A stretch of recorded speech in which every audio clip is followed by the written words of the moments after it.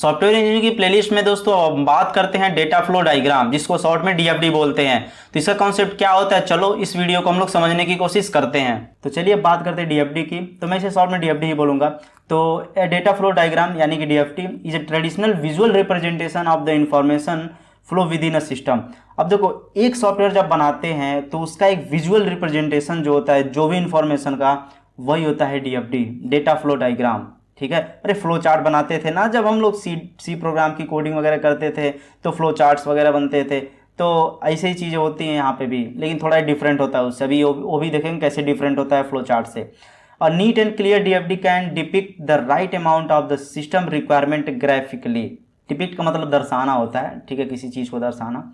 ठीक है। तो क्या होता है कि अगर हम एक क्लीन डीएफडी बनाते हैं, ठीक है, अगर एक क्लीन डीएफडी बनाते हैं तो सॉफ्टवेयर रिक्वायरमेंट की जो भी चीज़ें होंगी, ठीक है, वो ग्राफिकली वे में दिखा रहे होंगे, तो सभी चीज़ें हमें बहुत क्लियर तरीके से दिख रही होगी। अगर क्लियर तरीके से दिख रही होगी तो डेवलपमेंट करना बहुत आसान होगा। किसी बार और पूछना नहीं पड़ेगा, अरे यार इसके बाद ये करना है, कैसे करना है, क्या होगा, ऐसा कुछ चीज़ें नहीं पूछनी पड़ेंगी। आप बहुत आसानी से डीएफडी को देखकर बहुत आसानी से डेवलपमेंट वगैरह कर सकेंगे, या फिर आपकी जो टीम होगी वो बहुत ही आसानी से कर सकेगी। It can be manual, automated, ठीक है, ये मैनुअल भी हो सकता है, ऑटोमेटेड भी हो सकता है, और एक कॉम्बिनेशन ऑफ बोथ, दोनों का कॉम्बिनेशन हो सकता है, यानी कि मैनुअल और ऑटोमेटेड का कॉम्बिनेशन भी हो सकता है। ठीक। अब देखो, it shows how data इंटर्स and leave the system.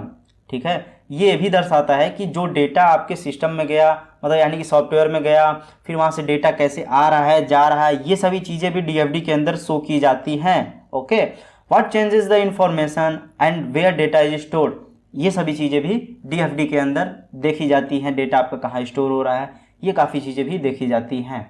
Okay, अब देखो, the following observations about DFDs are essential. अनिवार्य, इसेंशियल मतलब अनिवार्य होता है, ये इतनी चीज़ें अनिवार्य होती हैं। ठीक। देखो, all names should be unique. जितने नेम्स आप डीएफडी में चूज करेंगे सभी नेम्स यूनिक होने चाहिए। ऐसा ना हो कि सेम हो या ऐसे ही फालतू का कुछ नाम डाल दें। ठीक है। तो this makes it easier to refer to elements in DFD. Okay, second number पर क्या है, remember that DFD is not a flow chart. ये एक फ्लो चार्ट नहीं है। आप कभी भी कंफ्यूज ना होइएगा कि डीएफडी को फ्लो चार्ट बोलते हैं, ऐसा कुछ नहीं होता है। डीएफडी एक अलग दुनिया है, फ्लो चार्ट एक अलग दुनिया है। ठीक है, यही होता है। Arrows is a flow chart that represents in order of events. Arrows in DFD represent flowing data. जो एरोज होते हैं डीएफडी में, वो डेटा को फ्लो को रिप्रेजेंट कर रहे होते हैं। ठीक है, डेटा के फ्लो को जो एरोज होते हैं वो रिप्रेजेंट कर रहे होते हैं डीएफडी में। A DFD does not involve any order of event. ठीक है। अब देखो, थर्ड नंबर क्या है, the DFD should maintain consistency across all the DFD level. DFD में कुछ लेवल्स होते हैं, तो सभी लेवल्स में डीएफडी की कंसिस्टेंसी मेंटेन होनी चाहिए। ठीक है, कंसिस्टेंसी अगर मेंटेन, ऐसा नहीं कि जीरो लेवल में कुछ और हो, सेकंड फर्स्ट वाले में कुछ और हो, सेकंड में कुछ और हो जाए, ऐसा नहीं, सभी में कंसिस्टेंसी मेंटेन होनी चाहिए। ठीक है। फोर्थ नंबर क्या है, a single DFD can have maximum processes up to 9 and minimum 3 processes. ये भी काफ़ी इंपॉर्टेंट, इसे ध्यान रखिएगा, कोई आपसे पूछ सकता है मैक्सिमम मिनिमम कितने प्रोसेसेस होते हैं। तो डीएफडी कुछ लेवल्स होते हैं, 0 लेवल या लेवल 0 कहते हैं, 1 लेवल या लेवल 1 कहते हैं, 2 लेवल डीएफडी, ये होते हैं कुछ डीएफडी के लेवल। आई होप कि आपको चीज़ें समझ में आई होंगे। तो चलिए कुछ लेवल्स के बारे में बात कर लेते हैं, क्योंकि आपसे एग्जाम में पूछ सकता है कि what is data flow diagram and DFD, और कुछ आपसे बोल सकता है कि 0 लेवल डीएफडी के बारे में आप बताइए, इसके बारे में आप डिस्क्राइब करिए, या फिर 1 लेवल के बारे में बोल देगा आपसे डिस्क्राइब करने के लिए, ऐसे ही आता है। तो यहाँ पर सबसे पहले आपको समझना होगा कुछ सिम्बल्स यूज होते हैं, तो उन सिम्बल्स का मतलब क्या होता है इस डीएफडी में, तो आपके लिए इजी होगा जब आप डीएफडी को ड्रॉ करेंगे। तो यहाँ पर देखो कुछ ऐसा बना हुआ है, तो इसका मतलब होता है डेटा फ्लो। ये डेटा फ्लो को रिप्रेजेंट कर रहा होता है। जब भी आप डीएफडी में ऐसा कुछ मिले तो ये डेटा फ्लो को रिप्रेजेंट कर रहा होता है वहाँ पे। और जैसे सर्कल में अगर कोई भी चीज़ें बनी हो तो वहाँ पे प्रोसेस दिया होता है, जैसे कि सॉफ्टवेयर मतलब बहुत सारे प्रोसेस हो रहे होते हैं ना, तो जो भी प्रोसेसिंग वाली चीज़ें होती हैं वो सर्कल से दिखा रहे होते हैं। और जो रेक्टेंगल में होता है ये आपका एक्सटर्नल एंटिटी होता है। ठीक है, ये जो सर्कल होता है, अरे रेक्टेंगल जो होता है, और ये जो आपका ऐसे है और नीचे की तरफ डाउन और ये अप की साइड में गया है, ये आपका इनपुट्स एंड आउटपुट्स के लिए होता है, यानी कि डेटा स्टोर करने के लिए। यानी कि जब कोई डेटा आप देंगे कहीं तो स्टोर होगा, फिर आउटपुट के लिए स्टोर से वहाँ से निकलेगा, वहाँ जाएगा। तो ये सभी चीज़ें यहाँ पे होती हैं। आई होप कि सिंबल आपको समझ में आ गए होंगे। तो जीरो लेवल डीएफडी की अगर बात करें तो इसमें आप समझ लीजिए कि रेलवे रिजर्वेशन का एक सिमिलर सिस्टम है या फिर सॉफ्टवेयर है, ठीक है, रेलवे रिजर्वेशन का। तो इसमें क्या होता है, आप खुद अपने आप को यहाँ पे पैसेंजर के जगह पे रख के देखिए। हम लोग क्या करते हैं कि एक टिकट बुक करना रहता है, तो रिजर्वेशन के लिए यहाँ पे जाता है, टिकट को बुक कर देते हैं। तो टिकट जब बुक कर देते हैं तो कभी कभी क्या होता है कि यार वेटिंग लिस्ट में भी चली जाती है, और फिर हम क्या करते हैं यहाँ से कैंसिलेशन भी कर सकते हैं। ये देखो आपके पास परमिशन इतनी होती है, तो यहाँ ये परमिशन आपकी होगी, लेकिन टिकट का इन्फॉर्मेशन आप नहीं दे रहे होते हैं, टिकट की इन्फॉर्मेशन आप नहीं दे रहे होते हैं जो सॉफ्टवेयर होता है, बल्कि सॉफ्टवेयर आपको दे रहा होता है, ठीक है। तो ये सभी चीज़ें ऐसे हो गए। अब देखो ये रेलवे रजिस्ट्रेशन हो गया। अब एक एडमिन भी होता है।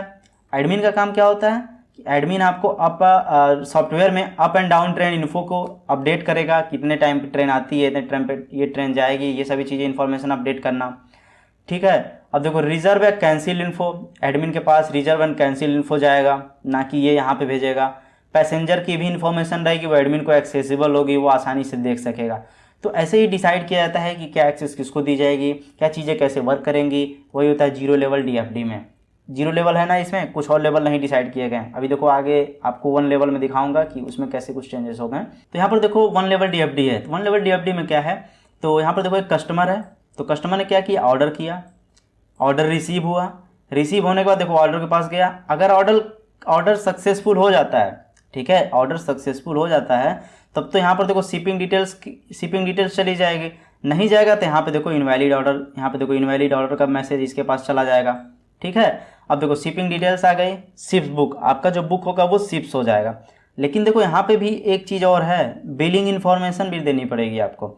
बिलिंग इन्फॉर्मेशन में कस्टमर नेम रहेगा, इनवॉइस डिटेल्स रहेगा, फिर कलेक्ट्स पेमेंट कलेक्ट्स करना रहेगा, ठीक है। अब देखो वेयर हाउस, गोदाम में से बुक्स आएगी, शिप्स बुक हो गई रही ना, मतलब डिलीवर करने के लिए, तो वेयर हाउस से गोदाम से बुक आएगा, फिर वो बुक्स आपकी जाएगी कस्टमर के पास, डिलीवर हो जाएगी, और यहाँ से देखो पेमेंट्स वगैरह, इंक्वायरीज वगैरह हो जाएगी, और यहाँ पे इनवाइस वगैरह का भी काम खत्म हो जाएगा। तो ये चीज़ लेवल डिसाइड की गई ना कि कस्टमर ऐसे ऑर्डर करेगा, यहाँ जाएगा, फिर इसके बाद ये चीज़ें होनी चाहिए, फिर इसके बाद ये चीज़ें होनी चाहिए, फिर ये चीज़ें होनी चाहिए। तो ऐसे ऐसे सभी चीज़ें डिसाइड की जाती है, ठीक है। डीएफडी में ये सभी चीज़ें ऐसे ही डेटा फ्लो डायग्राम बनाए जाते हैं। अब देखो डीएफडी वर्सेस फ्लो चार्ट की हम लोग बात कर लेते हैं कि एक्चुअल में डीएफडी वर्सेस फ्लो चार्ट के बीच में जो मेन डिफरेंस होता है वो क्या होता है। तो एक साइड डीएफडी की बात करेंगे, एक साइड फ्लो चार्ट की बात करेंगे। तो पहले नंबर पर डीएफडी में क्या है, DFD represent the flow of control in program. देखो डीएफडी बेसिकली क्या कर रहा होता है, जो प्रोग्राम में कंट्रोलिंग का काम होता है, प्रोग्राम में कंट्रोलिंग का काम जो होता है उसके फ्लो को ये रिप्रेजेंट कर रहा होता है। और फ्लो चार्ट जो होता है ये रिप्रेजेंट कर रहा होता है processes and data flow between they. जो प्रोसेसेस हो रहे होते हैं उसको रिप्रेजेंट कर रहा होता है फ्लो चार्ट, ठीक है। इसके बाद देखो it is the view of the system at a lower level, ठीक है, और ये हायर लेवल पे होता है, बेसिकली अपोजिट है। अब देखो ये करता है, it shows the how to make system function, यानी कि ये हमें बताता है, ये दिखाता है कि एक सिस्टम कैसे फंक्शन करेगा, ठीक है, कैसे फंक्शन करेगा। और यहाँ पे ये बताता है कि define the functionality of the system, ये सिस्टम की फंक्शनैलिटी को दिखाता है। इसके लिए आप एक रोबोट का एग्जांपल ले सकते हैं। एक रोबोट का काम क्या होता है कि अगर आप उससे बोलते हैं मेरे पास आओ, पास आएगा, उससे बोलो वो खाना लाकर मुझे दो, खाना लाकर देगा, वो बॉटल उठा कर दो, वो बॉटल उठा कर देगा। तो ये सभी चीज़ें बाहर की चीज़ें हैं ना, फंक्शन ये सभी चीज़ें कर रहा है ना, उसके फंक्शंस हैं, तो ये सभी डीएफडी में आप ले सकते हैं। अब फंक्शनैलिटी यानी कि उसके पीछे जो सामान उठाकर ला रहा है मेरे पास, उसके अंदर कुछ फंक्शनैलिटी हो रही है, कुछ प्रोसेसेस हो रहे हैं, उसकी चीज़ जो फ्लो मतलब डिजाइन करनी होती है ना, वो सभी चीज़ें फ्लो चार्ट के अंदर होती हैं, ठीक है। It is not very suitable for a complex system, जब एक कॉम्प्लेक्स सिस्टम डिजाइन करना होता है तो वहाँ पे हम डीएफडी को नहीं डिजाइन यूज करते हैं, और जब हमें कॉम्प्लेक्स करना होता है डिजाइन सिस्टम तो वहाँ पे हम लोग फ्लो चार्ट का यूज करते हैं। और टाइप्स ऑफ डीएफडी में देखा जाए तो फिजिकल डीएफडी होता है, लॉजिकल डीएफडी होता है, और अगर फ्लो चार्ट में देखें तो सिस्टम फ्लो चार्ट होता है, डेटा फ्लो चार्ट होता है, डॉक्यूमेंट फ्लो चार्ट होता है, और प्रोग्राम फ्लो चार्ट होता है। आई होप कि डीएफडी वर्सेस फ्लो चार्ट आपको समझ में आ गया होगा। तो कुछ इमेजेस मैंने यहाँ पे दिए हुए हैं, तो आपको शायद समझ में आ जाए कि डीएफडी कैसे बनता है। डीएफडी कुछ ऐसे देखने में दिखता है, और कुछ जो फ्लो चार्ट होता है ऐसे होता है। अरे फ्लो चार्ट बनाए थे ना सी प्रोग्राम, मतलब स्टार्ट होता है, फिर इनपुट में हम देते हैं, इफ एल्स की कंडीशन यहाँ पे रन होती है, और चलता है तो यहाँ पे आता है, वो होता है, ऐसे हो जाता है। तो काफ़ी चीज़ें हम लोग फ्लो चार्ट वगैरह बनाए थे, तो शायद आपको बहुत डिटेल में बताने की मुझे ज़रूरत नहीं है, क्योंकि सब चीज़ें आप प्रीवियस सेमेस्टर में पढ़ चुके हैं, ठीक है। तो ये होता है डीएफडी का, कुछ ऐसा देखने को दिखता है और फ्लो चार्ट कुछ ऐसा दिखता है।